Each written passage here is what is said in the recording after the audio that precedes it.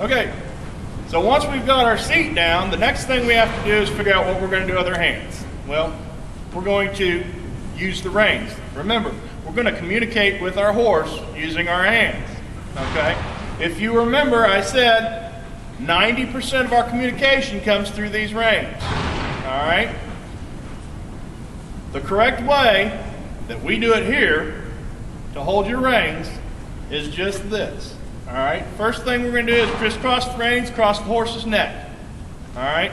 If my reins are crisscrossed across the horse's neck and I accidentally drop them, they're not going any further than right there. All right? Now, if I'm riding along like I see a lot of folks like to do, like this, and I accidentally drop my reins, I suddenly have a problem. Okay? So unless you're able to reach forward and grab those reins like this, I don't recommend that you do that.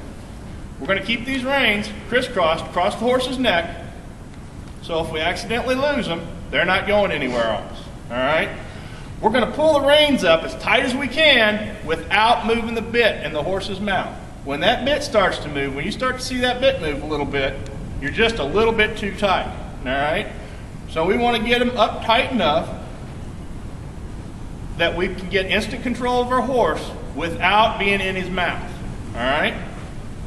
We're going to wrap our hand around the reins. Make a fist around them reins. I don't care if you use your right hand or left hand, but make a fist. Set that hand down on the horse's neck.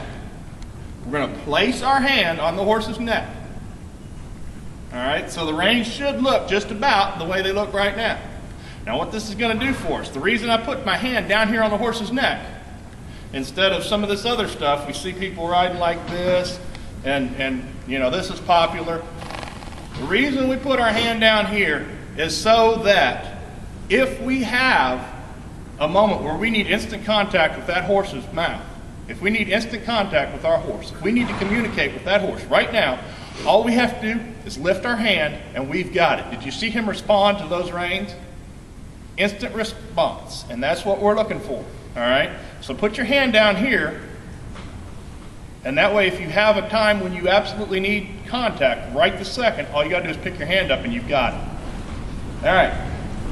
As we're riding down the trail, sooner or later, one of your reins is going to get too long. This happens to everybody. It happens to me.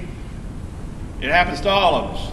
The way to correct this, we're going to take the hand on the side with the loose reins. We're going to grab the reins. We're going to get a hold of the tail on the other end, and we're just going to pull it through. All right? Pull it through till we got the reins the same length on both sides. Once again, the reins get too long on one side, we're going to grasp the reins, we're going to find the tail, and pull it through. Now, if that rein gets too long, and we grasp here, and we mistakenly don't get the tail, all we've done is create a bigger problem for ourselves. All right, so make sure that you have that tail in your hand. All right, if both reins are too long, simply pick a side, pull through, switch sides, and pull through.